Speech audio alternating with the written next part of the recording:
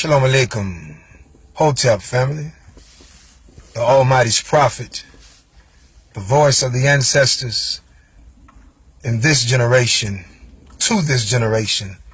I am both your brethren and servant by grace, Prophet Ezra bin Yisrael. Just wanted to take a moment to pause and speak to you directly from my pulpit. The scriptures have declared that the world is our pulpit, and I'm on the day job. The mantle that I wear by grace is a full-time mantle, so I am never not the Almighty's servant, messenger, spokesperson, helper, and servant to my brethren. But I'm out here on the trade gang, out here doing my construction. But I have such a rhema word in my spirit that I just wanted to just stop for a moment and to just speak it into the atmosphere. Perhaps it may be a word that is needed right now for someone. So I dare not hold it and conceal a matter. Amen. Let it be revealed. The ancestor Imhotep said that our food should be our medicine, and our medicine should be our food. So literally, you are, we are, I am what I eat, what you eat, what we eat. Howbeit that is natural first, and then that which is spiritual, family. In the natural, a lot of us, we are eating death. We have accepted the mark, of the beast, in that we eat like the beast, and we behave as the beast behave. Our lust is beastly. Our desire is beastly. Our appetite is beastly. Our greatest characterism, Cushitic family, my people, my black people, is niggerism. We have become beastly. We are not as we were intended to be in the day of our inception. So in the natural, most of us, we are heavy on the meats. We're connoisseurs of the meats. And not just the meats only, but the meats mainly. A lot of the cancer in the natural is in the meats. And we know that the word, the delivered word, is the meat of the spirit. So how be it that in the natural realm you are eating meats, and not only the meats, but predominantly the meats. You are eating death, you are eating cancer, and you are loving it. Although you have all kind of ailments in your natural body. Cancer coming and going, killing most of you. Hepatitis C, high blood pressure, sugar diabetes, sickle cell anemia. All of these different things can be tied to what you put in your body. And a lot of you are ignoring the symptoms, going and getting supposed medicine instead of getting your true divine healing. Medicine is but a quick fix. It is a band-aid, family. It does not treat the problem. It treats the symptoms. It's like taking an old raggedy car that has no engine, no transmission, no life in it, but you wash it up and you make it look shiny. You make it look as best you can. We're living a lie. We're eating the beast. We are full-time partakers of this beastly character and conduct.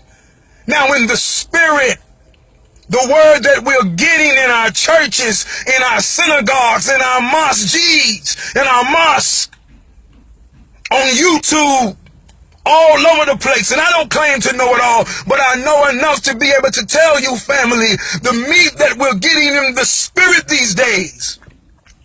Howbeit that it is cancerous, because we're sick in our minds. We're sick in our finances. We're sick in our spirituality. Our spirit mans are dying out here. Your spirit man is dying because you're eating the wrong food.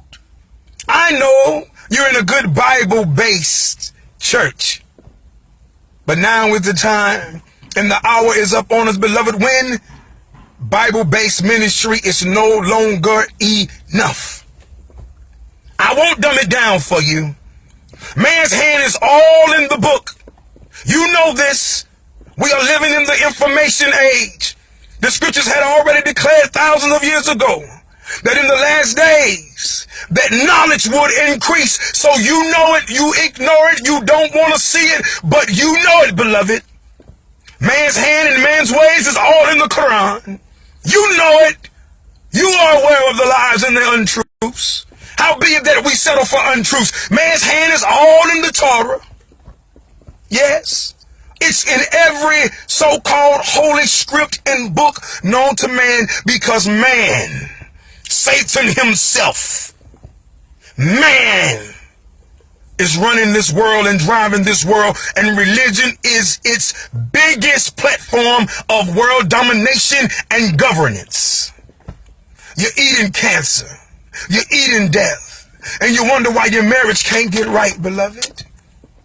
You wonder why come your character, you're bipolar in your character. You're in and out with your character. You feel this way one day, you feel that way the next day. One day you want to fight, the next day you don't want to fight. I'm not throwing stones. I'm not judging you. I'm just telling you, beware of what you are eating. You got to change your diet. Whatever it takes. I know everyone can't hear my voice, so I'm not recruiting, and I'm not trying to draw people to me. But understand what I'm saying.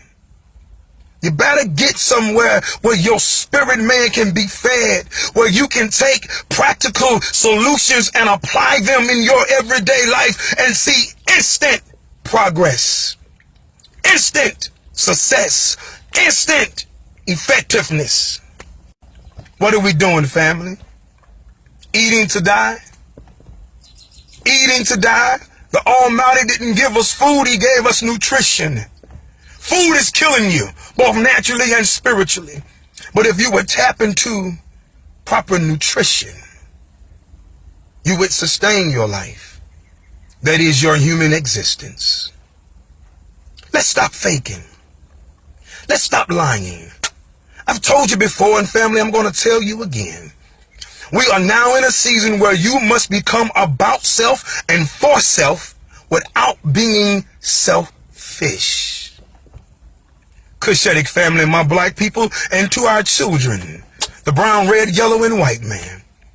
We get so caught up in sentimentalism and in emotionalism, and we are so carried away, worried about breaking tradition and breaking bonds and burning bridges. And if I do it like this, and if I do it like that, they're not going to like me. They're not going to think about me. Well, stop and look at everybody around you. People doing what they got to do to make it.